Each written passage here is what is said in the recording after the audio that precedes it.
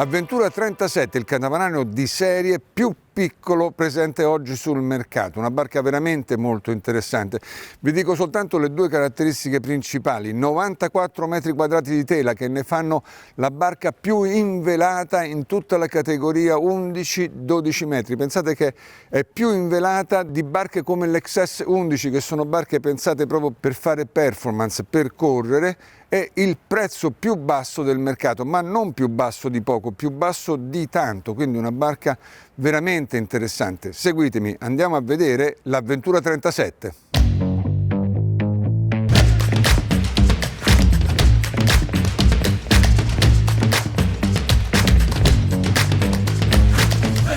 (10,90 m per 5,94 m). Queste le misure dell'Avventura 37, questo catamarano, che è il più piccolo dei catamarani di serie che oggi voi trovate sul mercato. Ha dei concorrenti, ma sono tutti più grandi, sono tutti più lunghi, tra i 60 e gli 80 cm, non c'è nessuno che si avvicina ai suoi 10,90 m e anche in larghezza sono leggermente più larghi.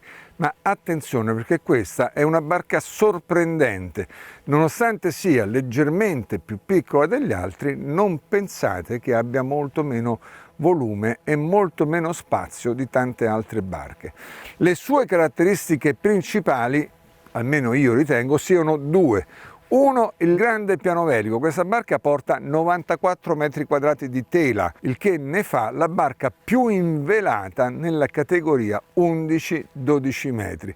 Voi considerate che questa barca pesa 7 tonnellate e 99, cioè 8 tonnellate, che sono 2 tonnellate in meno del Lagoon 38, ma ha oltre 10 metri quadrati di tela in più. Ha più tela di quella che c'ha l'XS 11, che notoriamente è una barca pensata per le performance, è una barca pensata per correre.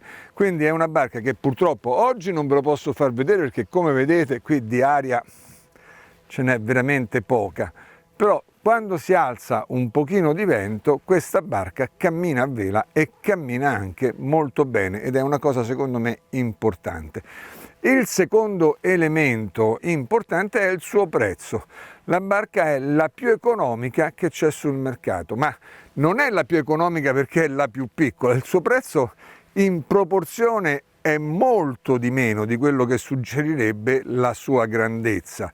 La differenza con la prima barca che gli sta più vicino è veramente notevole. Stiamo parlando di diverse decine di punti percentuali di differenza. Poi più tardi durante il video vi andrò a dare i numeri precisi. La barca è stata disegnata dall'Asta Design, che è uno studio di progettazione francese specializzato nello sfruttamento degli spazi. Suo infatti è anche il cat space della Bali, che è una barca che fa dello sfruttamento degli spazi il suo motivo d'essere. È una barca che, nonostante sia estremamente economica, cioè non è economica, nonostante sia una barca che costi molto poco, non è una barca economica. Poi andremo a vedere dentro. Questa barca ha una rifinitura che è superiore a quella che hanno alcuni cantieri molto più blasonati di questo qua. E ora vediamo questa zona qua. Questa è la zona di prua. Come vedete ha delle reti piuttosto contenute, non ha una grande superficie delle reti, niente male, perché comunque sia ormai le reti cominciano ad arretrare sempre di più e avanzano sempre di più i pozzetti. Vedrete che nei prossimi anni queste qui tenderanno a scomparire. In questa parte qua, che adesso non sono presenti, ma in questa parte qui c'è una grande cuscineria prendisole, che è una cosa importante perché qui ci si passa molto tempo della giornata ed è una superficie, come vedete, molto ampia. L'altra cosa da vedere qui a prua è l'ancora. L'ancora non è sulla trave frontale, ma è all'inizio della cellula abitativa, per cui questa è rientrata e questo gli dà un vantaggio nel brandeggio laterale. Ora io direi di andare a poppa, dove andiamo a incontrare Antonio Palermiti. Antonio Palermiti è l'amministratore della Barcando, che è la società che importa queste barche in Italia. Loro hanno una sede centrale a Roma e una sede qui, dove siamo ora, siamo in Sicilia, e loro hanno una base nautica a Marina Capo d'Orlando, una base veramente molto carina dove hanno queste barche per provarle, ma hanno soprattutto tutta la loro flotta charter, che è una flotta importante, e sarà lui a illustrarci la barca per tutte le zone che ancora non abbiamo visto. Andiamo quindi a incontrare Antonio Palermiti. Ciao Antonio. Ciao Maurizio. Antonio, io ho illustrato la barca in generale, ho parlato anche della prua. Sì. Adesso io partirei da qua, farei questo, poi farei gli interni e poi dopo partiamo, andiamo in navigazione e vediamo pure come naviga la barca. Va bene? Cioè cominciamo a parlare del pozzetto, che mi sembra molto razionale come Esattamente, hai pozzetto. detto benissimo, un pozzetto molto razionale, compatto, può ospitare sicuramente fino a 10 persone comode nei 3 divani che abbiamo, di cui uno è molto profondo, lungo, dove sotto abbiamo un gavone grandissimo. Molto grande, sì. E un bel divano L con un tavolo comodo che ospita fino a 8 persone. E ce l'hai così in vetroresina? Ce l'abbiamo in vetroresina, anche in legno. In legno, sì. Invece qui a destra abbiamo queste 2 chaise-longue prendisole con una che si può levare per liberare il passaggio. E questa è molto carina messa così, perché voi cercate di immaginarvi, no? Qui tutte le persone che sono sedute possono conversare tranquillamente perché sono abbastanza vicine, è abbastanza compatto, è come se fosse un angolo divano a casa. Sì. E poi abbiamo questa parte qua. E poi abbiamo no? quest'angolino dove possiamo installare un frigorifero, un lavello e un barbecue, diciamo è un mobiletto completo di queste 3. Viene proprio con il coperchio che si Esatto. alza e dentro c'è il lavello e il barbecue. Sì. E qui sotto è il frigorifero. Ed è un frigorifero importante perché sui catamarani si usa molto il frigorifero lì perché ci si mettono le bibite che arrivano presto al pozzetto. Un'ultima cosa, le code e gruette, okay?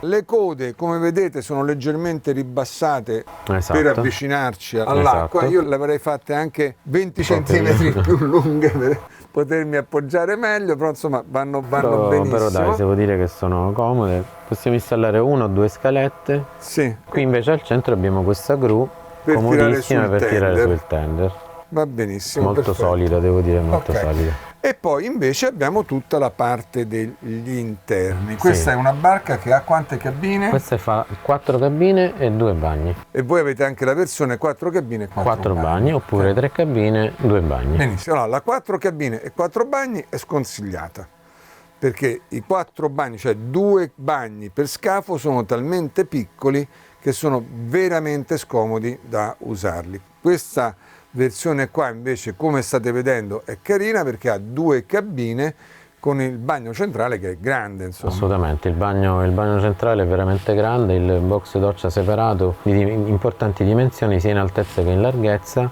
Voi pensate che io adesso Antonio ci sta ospitando su un grande bali della sua flotta, io ho una grande cabina di poppa, il box doccia della mia cabina ha le stesse dimensioni di questo bagno qui, che chiaramente è un catamarano molto più piccolo, ma vi assicuro proprio sono esattamente le stesse dimensioni. Parlando di cabine invece io vedo che la cabina di poppa è veramente molto grande. È grandissima, devo dire che è pari a un 40-42 piedi di dimensioni. Sicuramente sì. La cabina di prua invece è un pochino più piccola perché le prue tendono a stringere per dare la possibilità di navigare meglio a vela e rendono però la cabina una piazza e mezzo. Certo. Ricordatevi sempre che questa barca ha 94 metri quadrati di tela, per cui vuol dire che il cantiere ha voluto fare una barca che a vela cammina e cammina bene.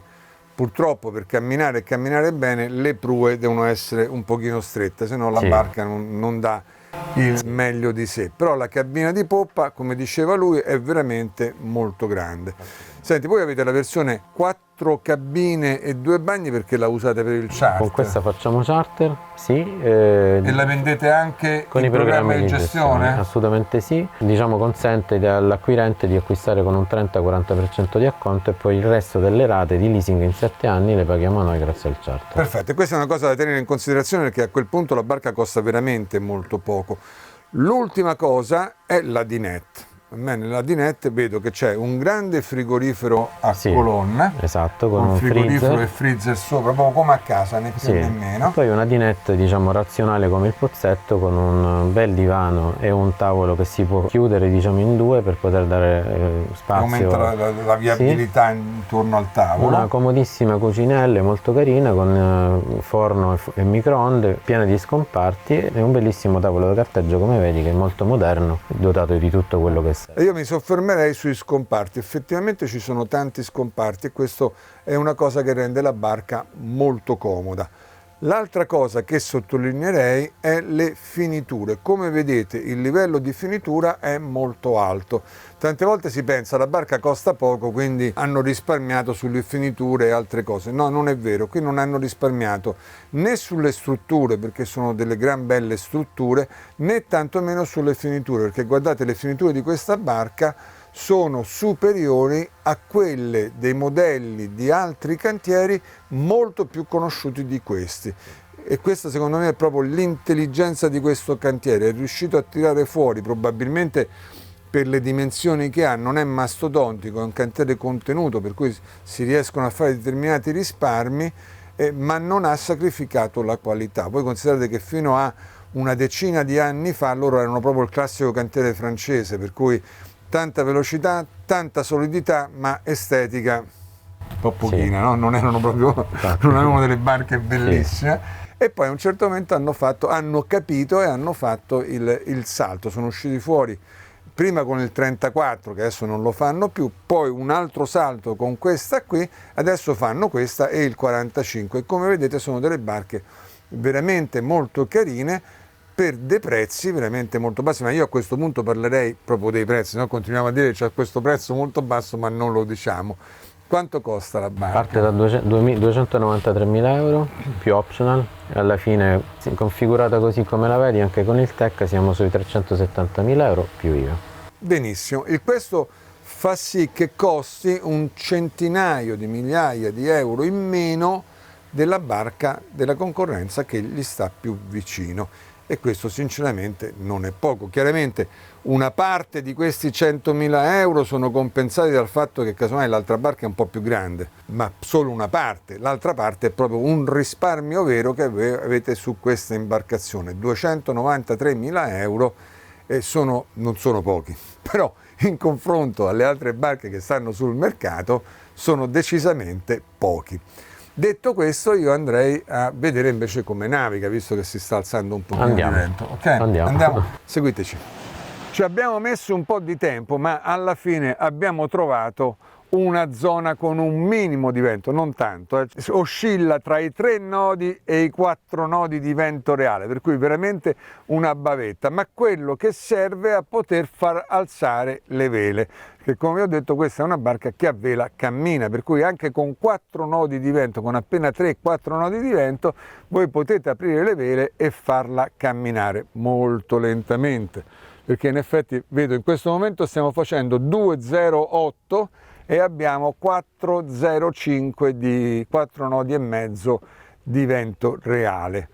Però questo vuol dire che stiamo praticamente a metà del vento reale, la nostra velocità fa metà del vento reale, che questo è un bellissimo obiettivo per un catamarano da crociera. Voi adesso non pensate ai 4 nodi, pensate invece quando avete un vento più favorevole di 8, 9, 10 nodi, la situazione cambia completamente e potete viaggiare veramente molto bene. Per cui il fatto di avere 94 metri quadrati di tela si sente e come. Per cercare il vento noi abbiamo navigato una mezz'oretta a motore, per cui abbiamo avuto anche la possibilità di provarla a motore. Per parlare del motore, innanzitutto Antonio mi dici che motori ha? Allora, qui montiamo Yanmar, 2 da 30 cavalli. 2 da 30 cavalli, poi sono dei 3 cilindri. Il 3 cilindri. 3 cilindri che sono pochissimo, sì, consumano pochissimo, fanno 3 litri l'ora per motore. A velocità di crociera.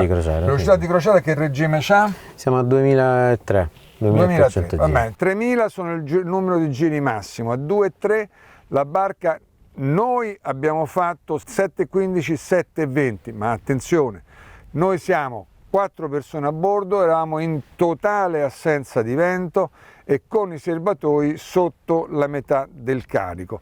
Se voi li caricate per intero, mettete 6-7 persone e casomai vi spostate contro vento, beh, non vi aspettate di fare 7,20 perché non li farete, starete tra i 6,70 e i 6,90, che comunque sono una gran bella velocità di crociera, con un consumo bassissimo, perché Antonio ci ha detto 3 litri ora motore, vuol dire che voi fate circa 7 nodi con 6 litri di consumo, che è veramente molto basso. Detto questo, invece, io vorrei parlare un attimo di tutta questa zona qua, partendo dalla plancia. Allora, abbiamo una plancia super comoda dove gli strumenti li possiamo vedere con molta chiarezza.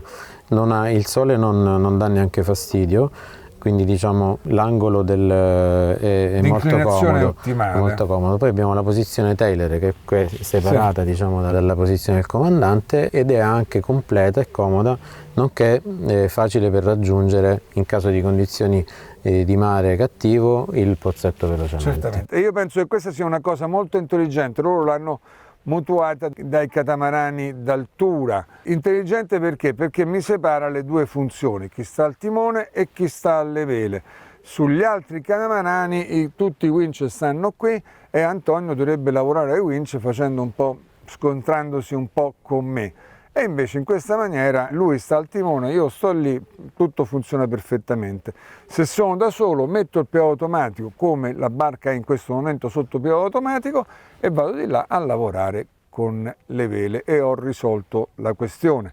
Abbandoniamo la plancia e andiamo invece sulla tuga. Andiamo sulla tuga e troviamo una tuga completamente piatta, comodissima per lavorare sulla randa e sul bow, anche in condizioni di vento o di onda. Poi questo prendisole fantastico, protetto, con un accesso indipendente dall'altro lato. Certamente, quella è una cosa importante, perché molti catamarani hanno l'accesso alla tuga da qua, hanno una scaletta qua, ma avere la scaletta qua vuol dire che ogni volta che qualcuno vuole salire o vuole scendere, qualcun altro si deve spostare, perché sennò quello non riesce a passare se ci sono due persone. Una persona no, ma con due persone bisogna che qualcuno si sposta. In questa situazione invece no, questa è la zona dei navigatori, quella lì invece è la zona di chi vuole relax e prendere il sole e ha il suo ingresso privato, ingresso che poi invece voi utilizzerete quando volete andare a lavorare sul boma, che come avete visto è molto basso, per cui ci si lavora molto comodamente, sia perché è basso sia per come Antonio ci ha fatto notare, perché la tuga, oltre a essere molto grande, ma è proprio perfettamente piatta ed è completamente libera, per cui ci lavorate veramente con la massima comodità. Se posso aggiungerei la comodità in altezza di questa zona, quindi il bimini comunque è molto comodo, molto in ombra perché protegge tutta la zona, e anche la seduta. Perché io direi che qui un po' di plexiglass o di qualsiasi cosa trasparente. C'è. Ah, c'è? Mi hai bruciato allora, benissimo. Apri quello, perché dico, se no la randa proprio non si vede. Per cui abbiamo anche la parte trasparente. E l'altra cosa che si chiude completamente, qui ci sono le cerniere e c'è il telo che la chiude completamente, e questa mi sembra un'ottima cosa. Sì. No? Detto questo, io penso di avervi detto tutto quello che c'è da sapere sull'Avventura 37, spero che vi sia piaciuta, a me è piaciuta molto, mi sembra una barca molto intelligente, mi sembra un ottimo compromesso, un ottimo rapporto, non compromesso, un ottimo rapporto tra la qualità della barca, gli spazi, i volumi e il suo prezzo. Questo è un rapporto che è decisamente a favore dell'imbarcazione. Se poi ci mettiamo anche il fatto che, come ci ha detto Antonio, la potete acquistare in programma di gestione, quindi pagarla ancora molto molto di meno, beh, la cosa si fa ancora più interessante. Confermo. Confermi? Benissimo. Io ti ringrazio molto per la collaborazione. Grazie a tutti voi. Ringrazio voi per l'attenzione e vi do appuntamento al prossimo video con iCat SVN Solo Velanet.